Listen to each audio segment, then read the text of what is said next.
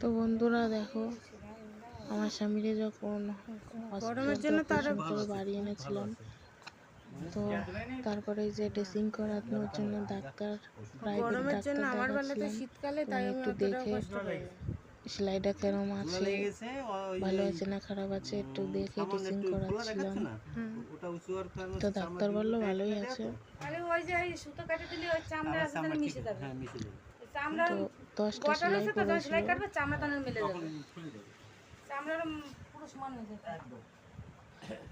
তো ভগবানের দয়ায় এখন তো অনেকটা সুস্থ আছে, কিন্তু ওই ইউরিনটা ঠিক হচ্ছে না, আর বাথরুম টয়লেট ওইটা এখনো এটা করে হচ্ছে না আর কি। বাথরুমটা হয় না, টয়লেটটা ইউরিন ওই ক্যাপিটালের সাহায্যে হয়, ওইটা এখনো ঠিক হয়নি। ডাক্তার বলেছে ভালো একটা ইউরিনের ডাক্তার দেখাতে, তো সাথ তো নেই। ডাক্তার, তারপরে ওষুধপত্র খাওয়াতেও পারতেছি না। প্লিজ তোমরা একটু সাহায্য করো। সেরিডন এক পাতা, সেরিডন ডার্ট গাড়িটা কাটিয়ে দিলি, তারপরে তো ব্যান্ডেজ ফ্যান্ডেজ এক দেবে না, পাতা তখন খালি পেট থাকবে।